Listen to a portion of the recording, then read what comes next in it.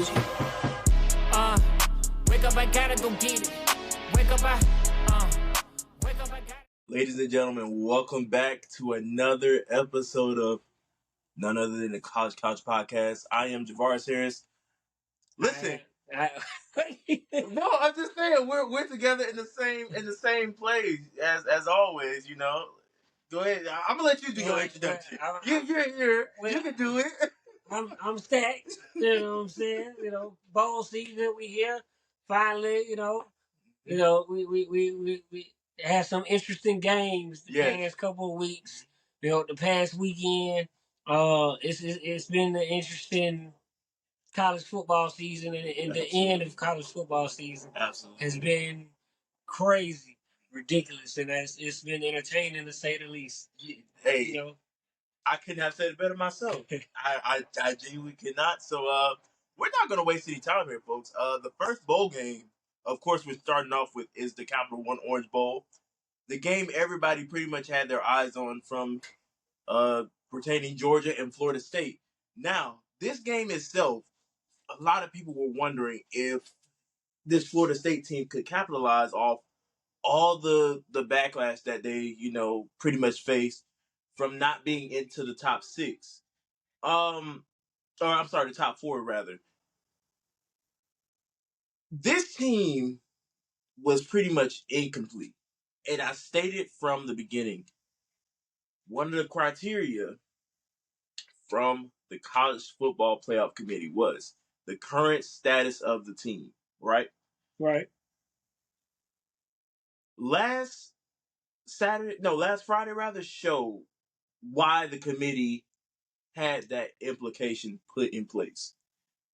Florida State went out and lost 63 to 3. Well, I can't say that the committee showed that why that is in place because they literally didn't have their entire team. You know, they had they weren't at full strength at all. Not just like I agree with the committee decision. You know what I'm saying, third string quarter, whatever. But what I'm saying is they didn't have any of their stars. Like quarterback was not playing, backup was not playing. You know, the starters of them on the defensive front were not playing. The DBs weren't playing. So you have all backups and backups to backups playing against Georgia starters. And Kirby Smart even said it best, like, you got to figure out what we're going to do because these kids, that played and the players that left them hanging, you got to sit with that. Like, that's pretty tough. Like, I'm not trying to discredit Georgia or any team, but that's a tough pill to swallow when you don't have all of your guys you competing against a juggernaut like Georgia, and they have pretty much all their guys. They had their starting quarterback, had at least one of their starting receivers. You know what I'm saying? The defense, most of all the starters, played. So it's tough. Yeah. It's tough. Now, don't get me wrong. I mean, I still think that Georgia would have, beat Florida State, easily, had they been healthy. But it definitely would have been more of a showing, and then we would have been able to judge if they could have been in the playoffs better. Right. If they would have been at full strength. But, it's kind of one of the things like you just guessed at, I guess. Absolutely. I agree with that. But I feel as well as another thing was that was being talked about as far as teams opting out. Players opting out of these bowl games. You kind of want to finish that season together as that unit that you claim you are. You know what I'm saying? How do you feel about players opting out and not finishing pretty much finishing the job, to say the least? Like, what's your stance on that? So for me, me personally, I wouldn't sit out just because I don't want to leave my teammates hanging because we started something together. Okay, we didn't get the championship or to compete for a championship, but we still have unfinished business, right?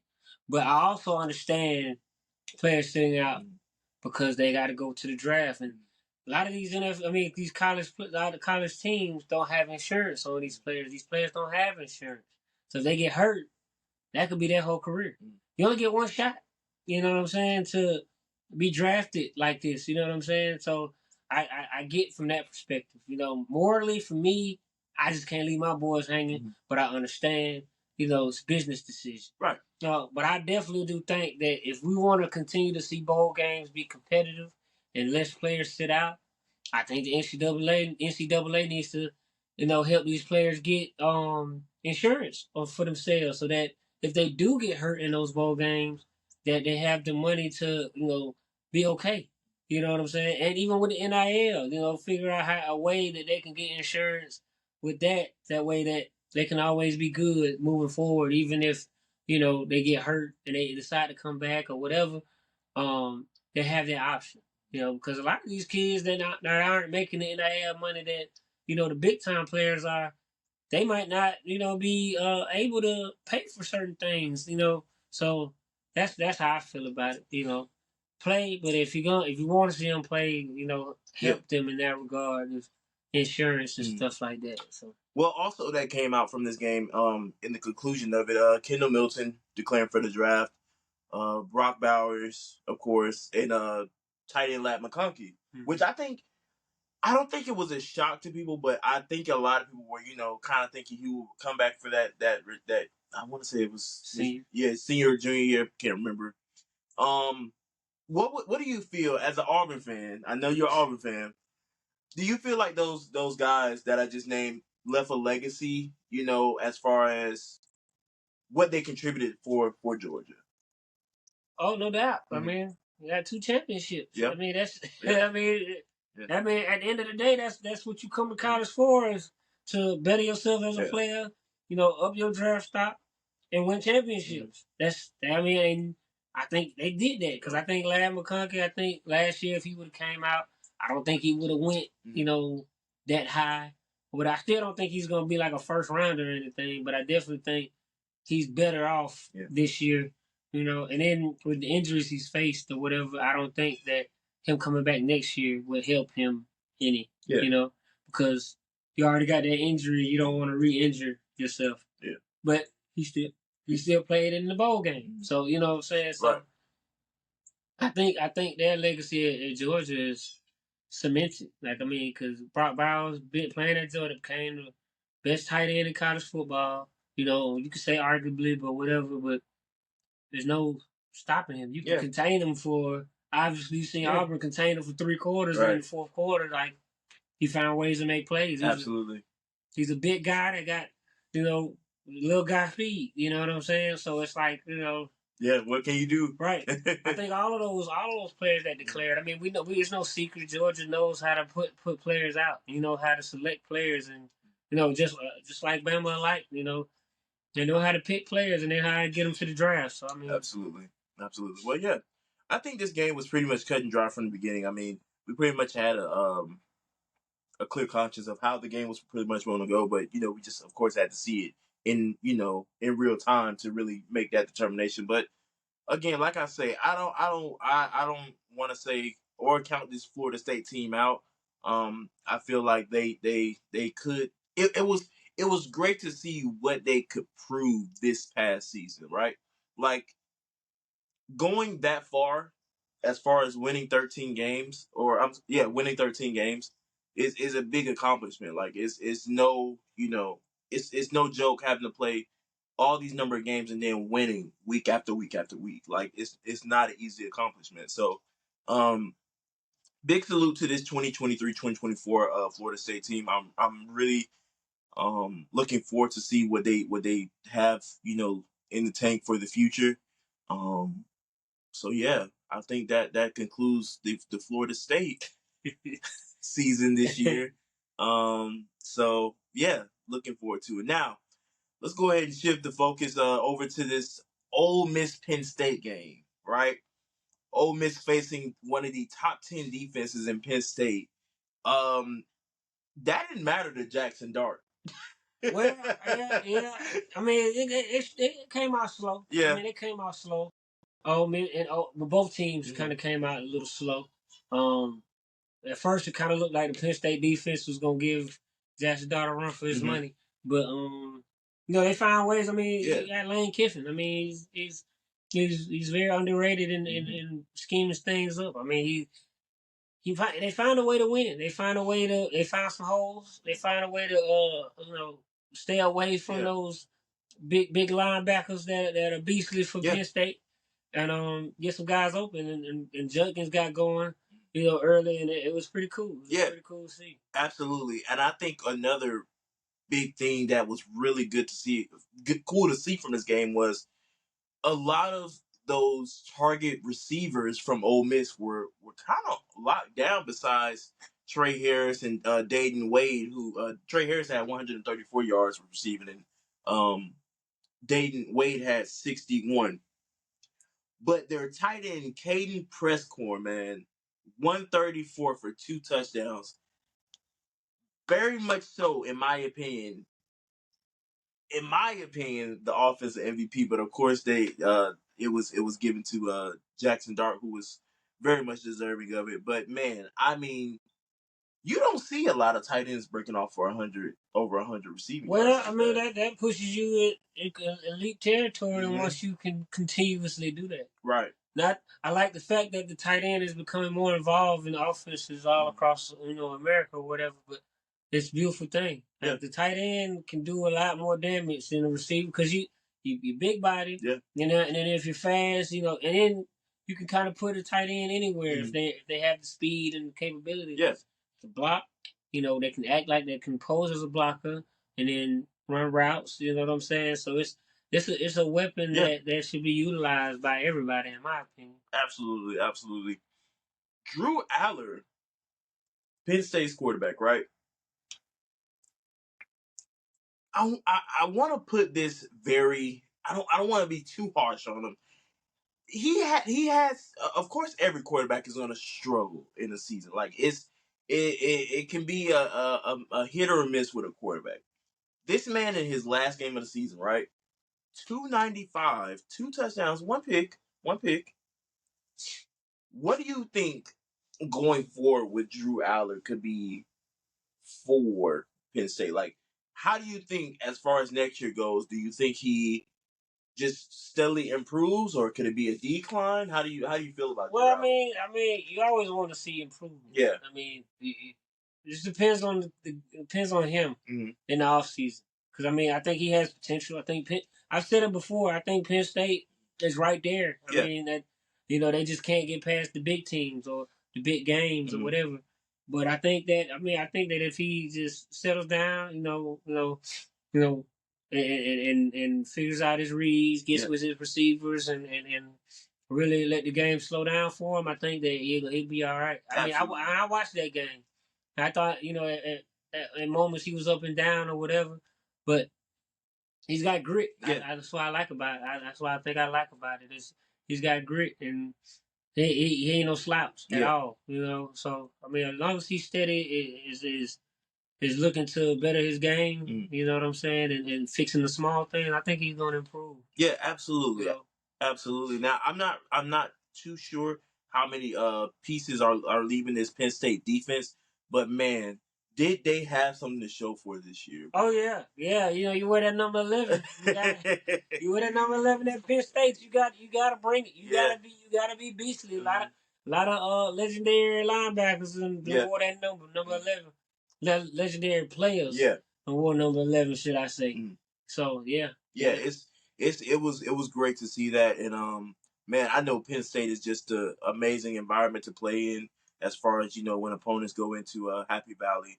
So I'm excited to see what Penn State has to offer for next year. I'm excited to see all the teams that were featured. I'm excited to see what they offer for next year, because this is really showing what they have to offer as far as going into next year. We're just seeing pretty much a preview, honestly. Like, this is just our preview of what's to come, especially with these high school guys coming and adding their contributions into these playing schemes and stuff like that. So we're just only getting a taste of what we can expect for next season, especially going into a 12-team playoff picture, y'all. Like, this is big for college football, right? I think the regular season is going to be way more competitive than we've seen, because before it was competitive because he's trying to fight and get to the 4th. Yeah. Now it's competitive, just like, we just got to get to this 12 at least. You know what I'm saying? Because like now, okay, you slip up. Mhm. You know, you don't got much room for error, but Yeah. you got a little wiggle room. Mhm. You know, 2 games is max. You know what I'm saying? So I mean, and I think it's good because I think it was some 2-loss teams that could compete. Now would they win? I don't know. You know, so like I think Ole Miss very much well could compete again because I mean they got exposed by Georgia when they played this year, but I think the team that made that team grow up. Yeah. You know, so I think they could have competed for the championship. You know what I'm saying? Yeah. So, yeah, it's gonna be interesting. I agree. And I mean, with Jackson Dart returning next season, man, the sky's the limit for him. I have really been a fan of Jackson Dart this season. Just with his throwing ability as well as his way of moving his legs as well. Like the man can run, right. So he's definitely that ideal of a dual threat quarterback. So excited, very excited to see what Jackson Dart has to offer as far as for Ole Miss next year. And I mean, the way that Lane Kiffin just the man literally throws trick plays out of nowhere. I mean, very creative, very creative. On 4th down, it doesn't matter. It doesn't matter with Lane Kiffin, and that's why his Ole Miss team is so fun to watch. And yeah, man, I'm excited. I hate like when we get to bowl season because it's like the season is really ending. Like this is really bittersweet. This is really sad for me to have to be doing this bowl game recap because I am a huge college football fan. I think y'all realize that by now, but yeah, it's tough for me right now. Like I'm trying to slow things down because I don't want it to end, but you know, hey, it is what it is. All right, but let's move over to Oregon Liberty, another team that was trying to make playoff implications as well. In a way, people were arguing that Liberty should have been in the top 4.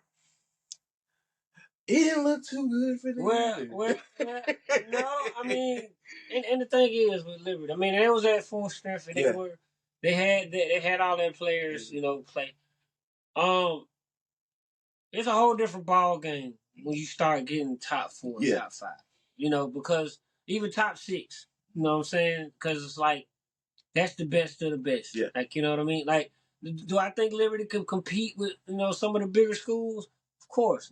I think that they can compete with teams. I think they can compete with teams like South Carolina and different things like that. No slouch to South Carolina, but I just think that Liberty can compete. Yeah. Will they win? I'm not saying that they will win. I'm just saying I think they can compete. But when you get to that top 6, that's when you have all your 5-star players. You have all your talent. They already came together. They're gelling and everything like that. They know what they want to do. They know their identity. It's difficult. It's difficult, and they saw firsthand against Oregon with Oregon's starters playing, like with Bo Nix actually saying, "I'm going to play in this bowl game," and balled out. Yeah. And it could have been a lot worse, but they only put up 45 on them, which is, and I mean, I say it sounds really bad, only 45, but could have been worse. It could have. They could have got blown out. Yeah, I mean, they still got blown out, but it could. Well, Goose said, it could have been a lot worse. But I mean, I think Liberty. He Freeze did a good job at Liberty with recruiting and things like that. This is the team, the class that he recruited. Yeah. All of these are his people that he recruited. So I think he did very well at recruiting, and I'm not sure the coach name that they have now. But he did a very good job of putting that talent together. I don't think Liberty has anything to be ashamed of. Yeah. This was their championship game. They ran into a juggernaut and a pissed off Oregon team. Because I mean, I know Oregon wanted to be in the playoffs. Yeah. They just lost to Washington twice, so that wasn't gonna fly. But had it been next year, they probably would have been in it. Mm-hmm. Had to play Washington for a 3rd time. So yeah. So I mean, I don't think Liberty has anything to be ashamed of. It's just not. It's kind of like a learning lesson. Like, okay, absolutely, we're good, but we could always be better. You know what I'm saying? For sure. I agree with you on that. I think Caden Salter, quarterback for Liberty, has definitely been a joy to watch this season. Another name who was pretty much put in the Heisman conversation as far as just people saying, well, this guy should be in. Just personal opinions type deal, but. definitely has been a guy to watch. Another dual threat guy who's going to be something serious. Whatever he decides to do, I'm not sure of his status just yet, but I think he should be returning if I'm correct. But yeah, another great guy to look out for. Whether he stays or goes into the draft. Yeah, for sure. And I mean, on the other side of the ball, your boy, Bo Nix. Yo, Man, yeah. what a way to close out your Great college way to football close season, our man. because he has literally been around for a while. Been around for a while. He's seen some of everything. Oh yeah. He's seen some of everything. Oh, yeah. He's definitely he's seen both championship Georgia teams. He's seen some stuff, man. Yeah. I've been through some stuff with Auburn, you know what I'm saying, and you know, falling short again, you know, injuries and things like that. But he figured out a way to say, hey, because he's Auburn through and through. You know, his dad's Auburn. You know, he grew up that way. All of that. But to leave a team that you grew up watching, wanting to play for, and go start something else to better your future, I commend it. Yeah. You know, and then he balled out. The 2 years he was at Oregon literally solidified his draft stock. You know, so I mean, the man can play. The man can play. So I mean, all hats off to him.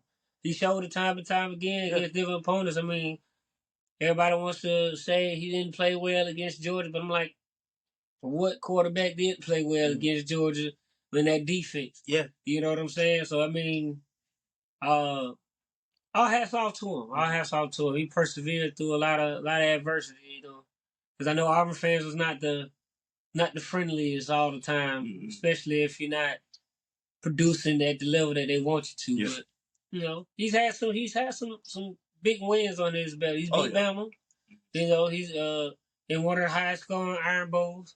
So I mean, like I said, he's a winner. He's a winner. I was good, and I think that was well said, brother. But I was just about to ask you too, what legacy do you think he's left? But I think I can answer that from a you know, just watching him all these years. Bo Nix has started in almost 61 games in his college career. That's pretty much, if not his entire college career. Right.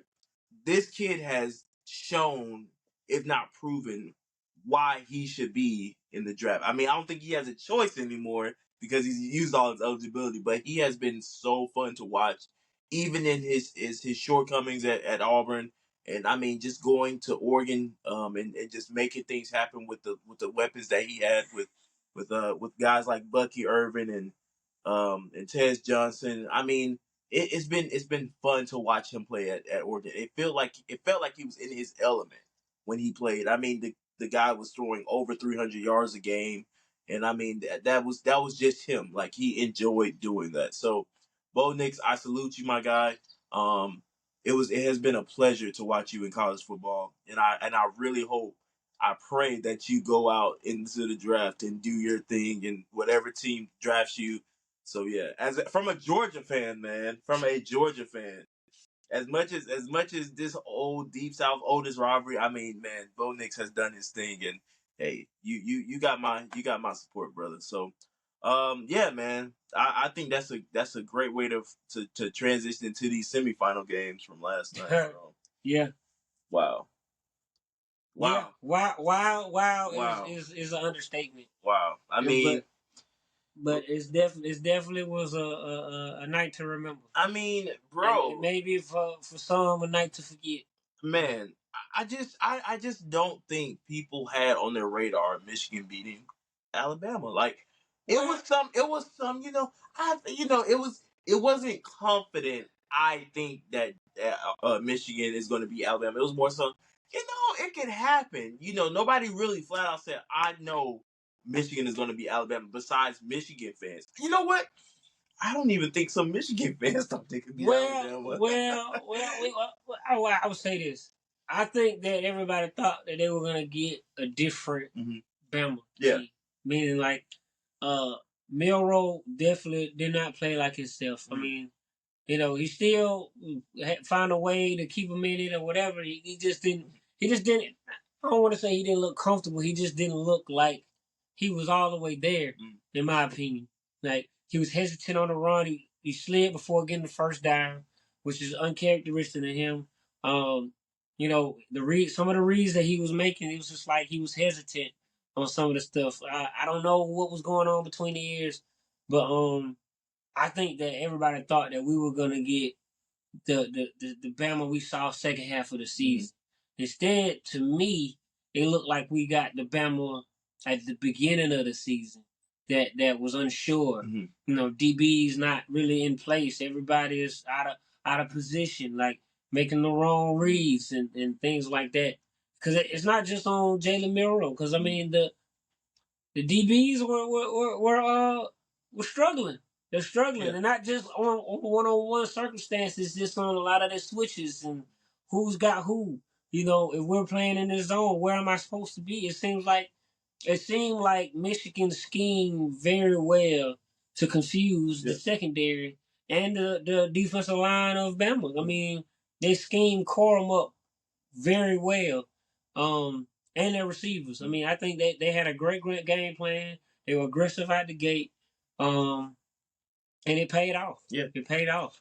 I mean, you said it. Listen, I have to agree with you on that. I mean, if you can stop Jalen Milroe from really getting big yardage in the air, you pretty much have solidified the game. I mean, the kid did not even throw a single passing touchdown last night. If you put them in a position of uncomfortability, that's pretty much the game right there. Michigan had Jalen Milroe uncomfortable for an entire 60 minutes. You know, I look at it like you say if you can keep him from scoring through the air. I say if you can keep him from scoring with his legs. Mm-hmm. I said it time and time again. We watched the game together last night. I said time and time again, if it's not there through the air, you are fast. Mm-hmm. Like I really wish people would stop talking quarterbacks into not using their legs. Like, yes, you want to be a pocket first, meaning make your reads first. But if it's not there, don't think about it. Just go. You know what I'm saying? Because 5 yards is better than a sack. 5 yards is better than an incompletion. 5 yards is better than an errant throw. You know what I'm saying? And 5 yards could turn into a touchdown. Like, I've seen it busted coverage because everybody's so focused on the receivers. You know, your lanes are gonna open, and he had a lot of them. It's just like I said, he was not playing like himself. Yeah. Like I'm used to seeing second half Jalen Milroe, second half of the season, Jalen Milroe. When he made a decision to take off and run, it was decisive. Yeah. You know, in that LSU game, when he made a decision to run, he took off. You know, and that's it. Against Auburn, when he decided to run, he took off. You know what I'm saying? Like, use every piece of your arsenal. Like, yeah, I know you can sling it. I know your first instinct is to stay in the pocket. But this is semifinals, your season on the line. Yeah. You know, it's lose or it's win or bust. Yeah. Like, so use everything you got. Now I don't think he did a good job of that. Yeah. So that's my opinion. Absolutely, yeah. And I think it was another thing too. It was a lot of questionable play calling from offensive coordinator Tommy Rees last night. I mean, it was some things where you were just like, if I was in a position of offensive coordinator, that just would have not been my choice. And you know, a lot of that stuff has to, you know, pretty much be that whole chain of, you know, all right, well, Tommy Rees is going to call this. Nick Saban says, all right, you know, I think we should go with that, or we shouldn't. And I think a lot of stuff just went through. Like, you know, like, even, especially on that last play, you know, like, where was the mindset of Tommy Rees at that moment? Like, you know, it just didn't seem right, you know. And then a lot of people were trying to blame it, like, you know, on the center and, you know, some of the miscues on the snap. I feel like, you know, it was just somewhere of, I think, desperation. You know, like we got to get this going. But I think if Alabama were to have just took that deep breath and said, "Hey, we are Alabama," you know, like, this is what we do. We're made for moments like this. The second half is where we dominate. Like, you know what I'm saying? They did dominate the second half. Exactly. You know? So I mean, they just couldn't. Unfortunately, they just couldn't finish it off and get the W. But I mean, man, it was some. And I don't think I look at that call. I said before. I said, and if they're gonna win, it's gonna have to run it in. I don't like the. I like. I don't. I'm not mad at the call because to me, like I said, I think it should have been Jalen Milroe running it in because that was what got you there. Yeah. Him running and him passing. But what they couldn't stop, even though they had a spy, he had a counter for it when he ran. He just was hesitant.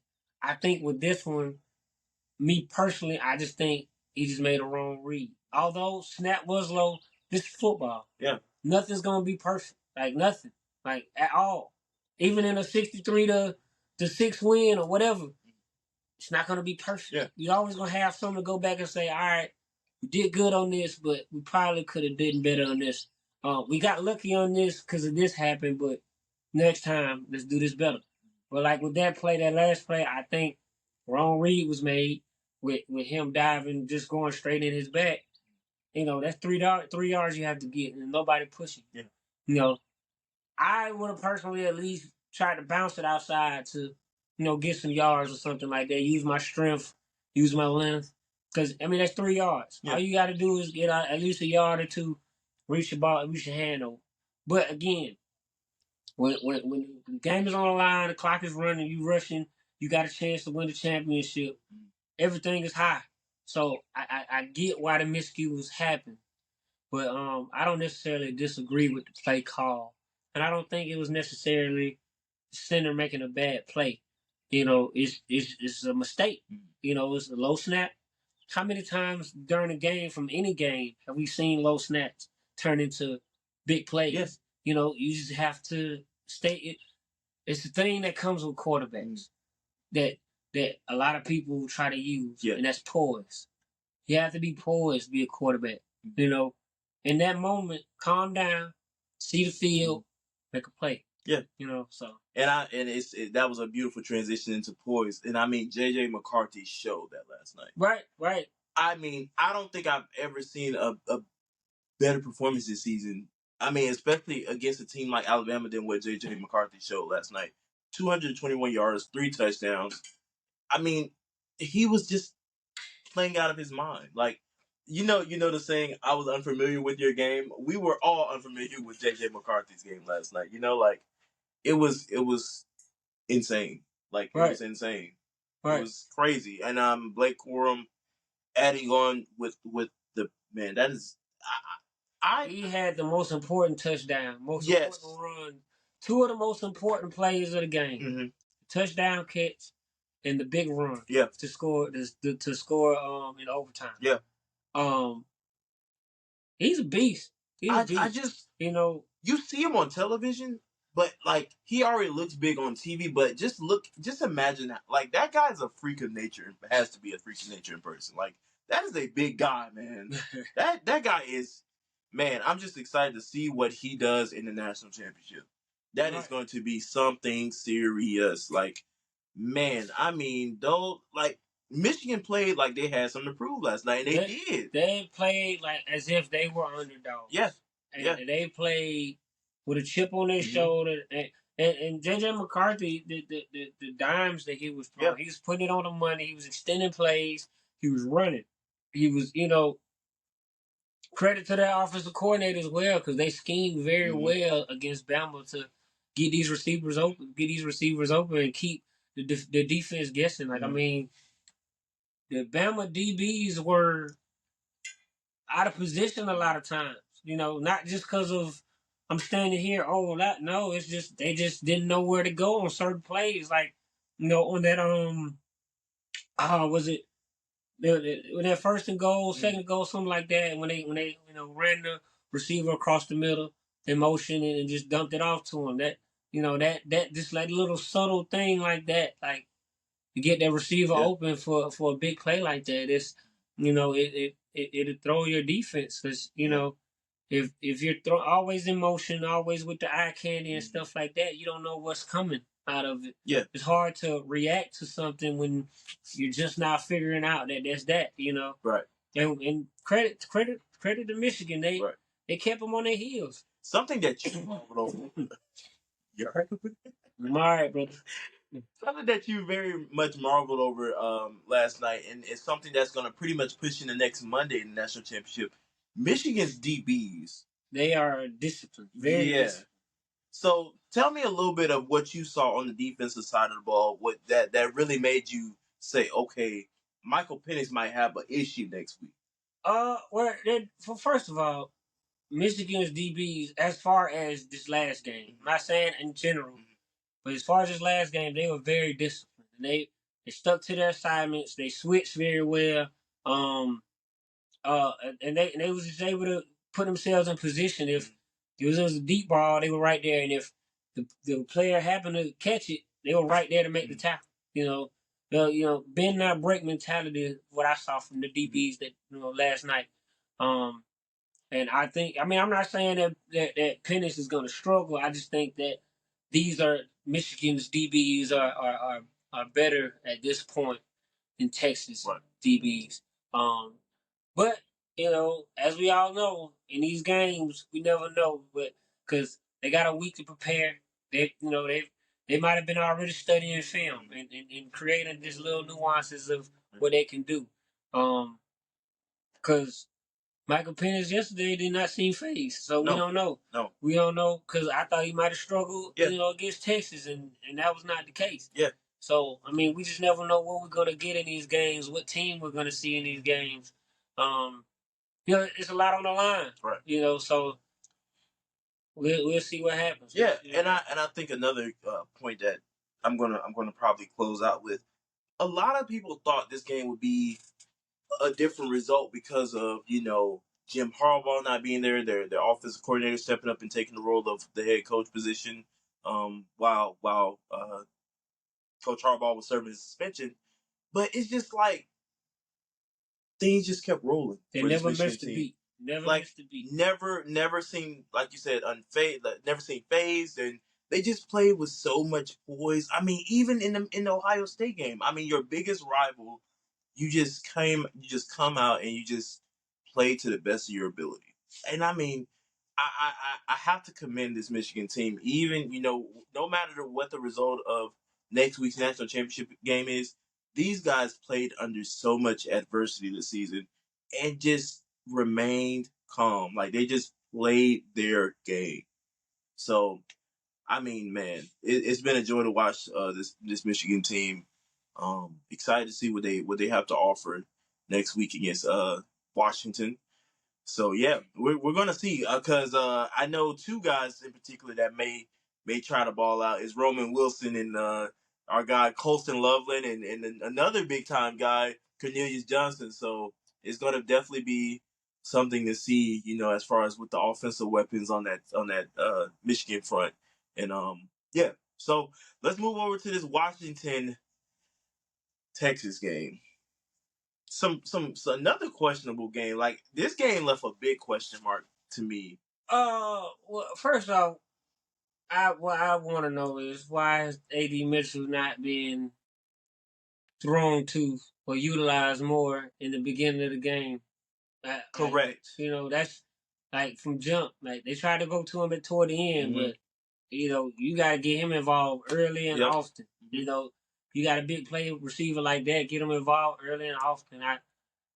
But I just want to start with that. No, I agree. I mean, even though he did make the biggest catch of the game, in my opinion, giving Texas a chance to maybe possibly, take it to overtime or whatever, or put them up actually. I think they should have got him involved a lot earlier.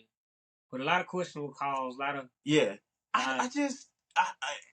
what really left a bad taste in my mouth was 4 receptions on 12 targets, man, from A.D. Mitchell. I mean, like you said, you got to get A.D. involved early. I mean, we saw it at Georgia with A.D. I mean, the minute you get him involved, he's going to make an impact. And luckily, he did make an impact last night with the very much clutch touchdown that was needed for Texas to even stay in the game.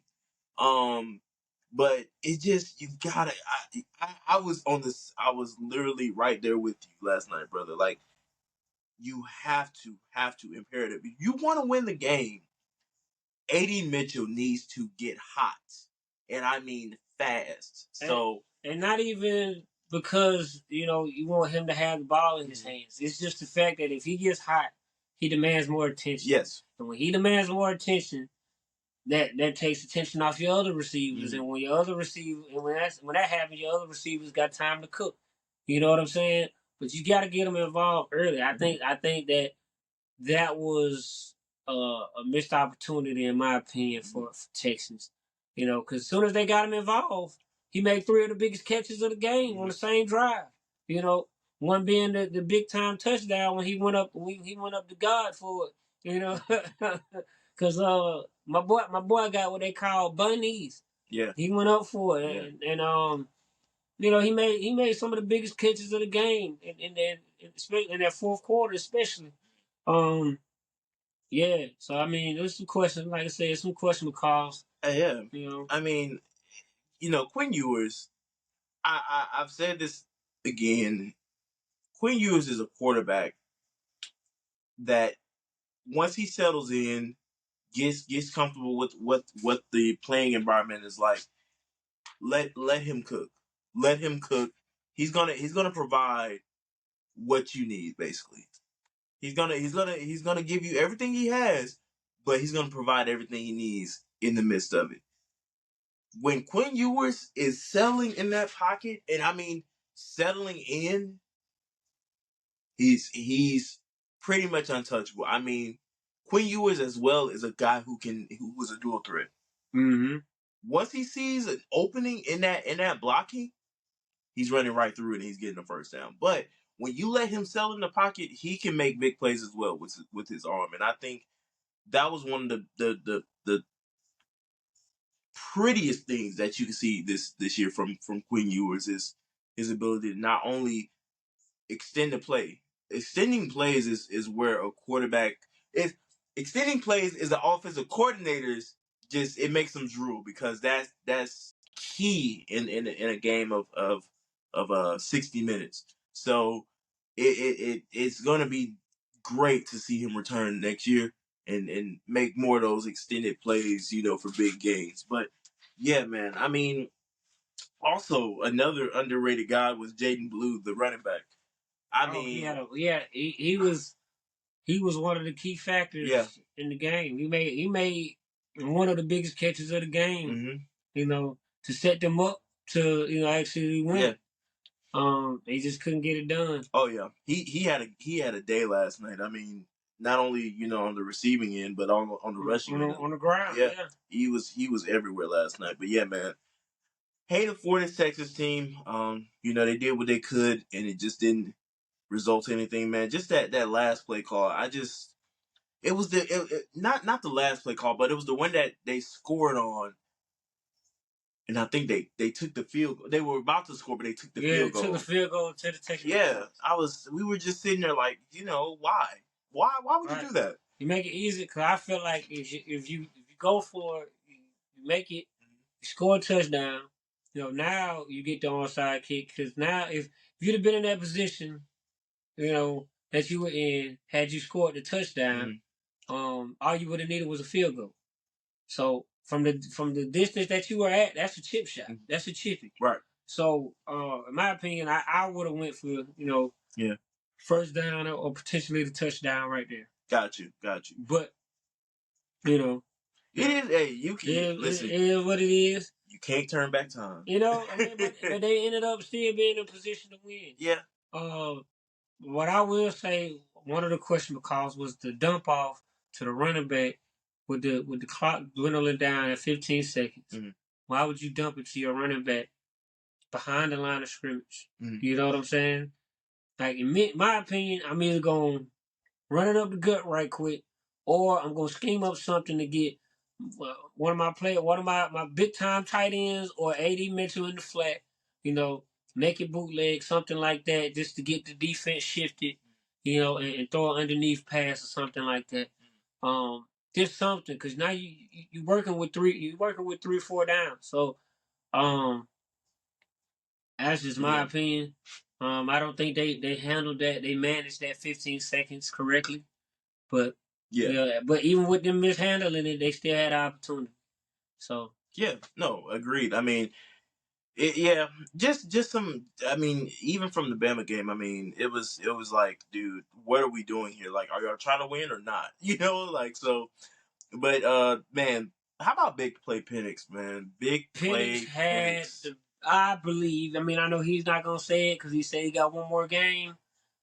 But to me, to this point, this is his best game. Mhm. He was comfortable in the pocket. He actually used his legs. Yeah. He was comfortable. You know that it's. I'm sorry to cut you off, You but fine. especially after dealing with his injuries, we haven't seen Michael Penix leave the pocket Right, in not some that often. Yeah, time. he doesn't run often. And when I say that guy can go, He got wheels. He got some oh wheels. my goodness, I think But everybody was shocked. right, but that goes back to my point Yeah. of if you got legs, use it. Mhm. They said like he didn't want to run because because Yeah. his injury and stuff like that. But this is literally win or bust. Mhm. So if it's win or bust and I got a lane, I'm gonna take it. Yeah. And he did just that. He was Mhm. very decisive all night, which I like. He was comfortable in the pocket, and I don't know what he was seeing out there, but he was putting every pass on the money. And this is one of them nights that everything went right, for for Washington. Yeah. I mean, even when it went wrong, it went right for them. So that I mean, they had the last play toward the Yeah. end that they were on the field where they were punting and the guy ran into him or whatever, but it ended up still working out in their favor. Absolutely. That was a man. That kicker interference call, that kicker catch interference call was man, Yeah. man. That could It, have turned the game around for sure. it That did. yeah, It did. I mean, they had everybody like on the edge of their yeah, seats, like, oh man, they can actually win it. yeah, yeah. And they were right there. I Mhm. mean, you had like what was like the 5 yard line, 10 yard line, something like that. Something like that. Yeah, yeah. Uh, Real quick, Dylan Johnson. Prayers up for him, man. Really hope this guy can come back for the national championship. Got hurt like in the last maybe a minute so left in the game. No, it was like the last drive, and I think he was getting a handoff from Penix, and went down. pushed like 50 seconds. Yeah. On the clock. Yeah. So man, I really hope that guy can return for the national championship because he is a big piece in that offense. Right. And not only is he a big piece, I mean, dude, that receiving core. I pray I pronounced it right. Adunzi. You know what I'm talking about. Jalen Polk, Jalen McMillan. I mean, all these studs on that receiving core. And I mean, Penix just finds a way to just dot each and every one of those guys for I mean a big gain. Like you can't beat it, man. And I mean, now that we're kind of transitioning into the national championship phase, where do you see this national championship game going? I mean, you got a top 10 offensive line with a big arm like Michael Penix, and then you got the receiving core against Michigan's DBs. Like, where do you see this game going? See where this comes into play. What I like that is kind of not. I haven't really heard people talk about the offensive coordinator, how he just dialing up these route combinations. Like they're not like if you notice, they're not running no crazy in and out, making big cuts. They're schemed open, and then they're using their speed to outrun a lot of these, DBs. Like if you noticed last night, nobody got left in the dust as far as like getting broken down into some crazy moves or anything like that. No, either it was a fly route where they just burnt the DBs, or the way that they schemed the routes next to each other, the timing of it with the crossing and things like that. I think, me personally, is if they scheme it how they did, last night, I think that they can give Michigan fits because Penix is gonna put it on the money. You know, his throwing is beautiful. Like when it's rare. I say that whenever he throws it, I think it's about to be a touchdown. And he has the arm to put it out there too. So I think that it's gonna be one of them things, best on best. who's gonna break first. Is because everybody wants to say defense wins championship. I used to be that guy, but now I'm like, nah, bump that. Yeah. Offense wins it. Defense just has to make the big play toward the end, meaning make the big stop. The defense don't have to be good all game. They just have to be good in them final moments when it matters. You know what I'm saying? So, with that being said, I personally think that Washington has more weapons at their disposal on offense. Yeah. In my opinion. Yeah, and I think I was saying too, like, if you let Blake Corum get hot on that other side of the ball from Michigan's side, I mean, I feel like this game is definitely going to be something, pretty much in a high scoring game. I mean, Blake Corum, the guy is he just runs through you. Like, he does not, he's not a big move guy. He just runs through you. And I mean, he can break off for a big amount of yardage if that happens. So, this national championship might be one for the making, brother. I really think it's two teams that we don't get a chance to see a lot, especially with Michigan losing to TCU in last year, and then the year before last, it was Georgia. So this Michigan team is finally getting their chance. They're finally getting their opportunity. They're playing for the big one. They're going to play with everything they have to show, hey, like, we've been wanting this moment. Like, this is the moment we've been wanting. We're not going to let it slip away. Not at all. This is why it's going to be a good game. Because they're thinking that, meaning we've been waiting for this moment. We've been preparing for this moment. We've lost. We've had adversity to stand in third. And then you have Washington, who has been doubted every step of the way. And if you would have told me Washington was going to be in the picture for a championship, or actually going to the championship, I would have told you, boy, you crazy. You know what I'm saying? Because, like, I don't know anybody that picked Washington to be here besides Washington fans. Yeah. And even them, I don't think that they were like, we gonna be in the championship game this year. No, you know what I'm saying? And what a game Penix put up. What a season he's put up. So insane. I think you got one team playing with a chip on their shoulder, like nobody thought we was gonna be here. Everybody, and we keep proving people wrong, yet we still are doubted. We still our underdog. Michigan, on the other hand, is like they tried to take our coach from us. We got beat last year. We got beat the year before. We've been right there at the edge of it. Now we're here. We still got something to prove. So both teams feeling like they got something to prove is going to make for a game of inches, in my opinion. I want to say this game is going to be a high scoring, but I personally don't think it's going to be as high scoring. I think it might be like a 20. Like I think it'll be like 20 something game. But if it does get to be high scoring, I personally think Washington wins. Because they just have the weapons and the line. But I think in order for Michigan to win, it has to be Corum. Yeah. But I think Washington's going to have to make J.J. McCarthy beat them. Yeah. Because if you let Corum get hot and the line gets hot, I think that it's going to be a long day. Because we've seen with Michigan and Bama, Bama had them until Corum got hot. Yeah. And then that's when they, potentially lost the game. So I think that's going to be the key factor for Washington is containing Corum, and just letting their offense cook. And for Michigan, they're gonna have tall tags just containing them receivers and containing Penix because it's hard to get them on the ground. Yep. So. Yeah, I agree. I think I'm thinking an upset is probably going to happen here next Monday with Washington taking over Michigan.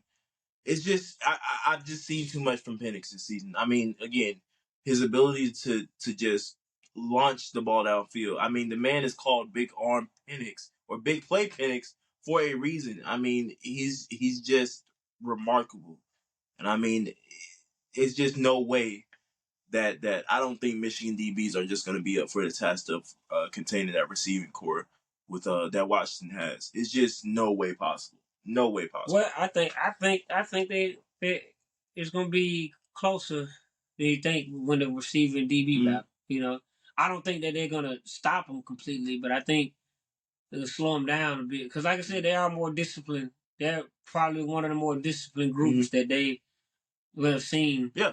But like I said, I think Washington's gonna scheme it up. I think they're gonna be good. But I think it's the pressure that I think Washington's gonna put pressure on JJ McCarthy as well. Because that line, I forget his name, linebacker from Washington, he's everywhere. Yeah. He's everywhere on the field yesterday.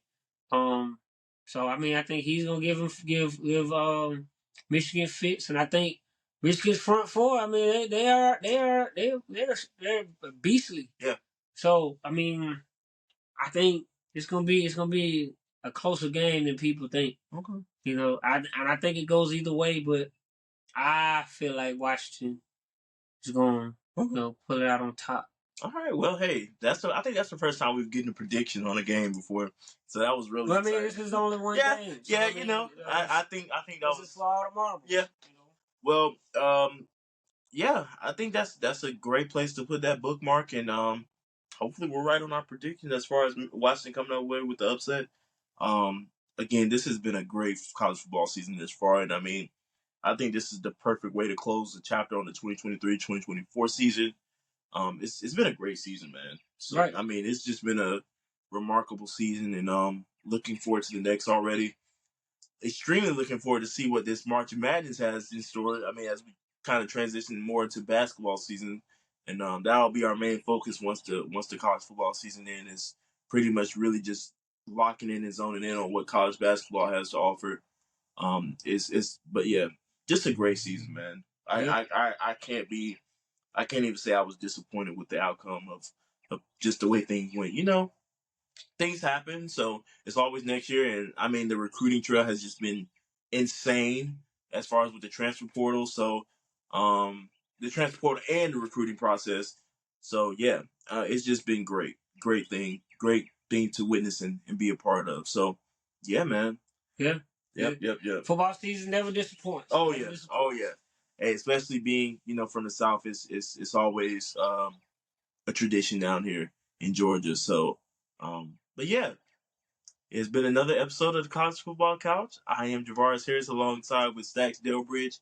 We thank you guys so much for supporting us with this podcast. This is our baby. We love this thing to death, and we're just always looking for ways to improve and just make it better for you guys, because hey, we're just some college sports loving people, right? So thank y'all from the bottom of my heart. Stackz, what time it is. Hey man, appreciate y'all tuning in, man. Tell a friend, tell their cousin, all of them to tune in to the College Couch podcast. Every Wednesday we come up with the live, everything. We lit. College football is almost up, but we ain't done yet. College basketball up next. We here. Tap in with us, man. We got bills to pay. We'll holler at you. Wake up, I gotta go get it.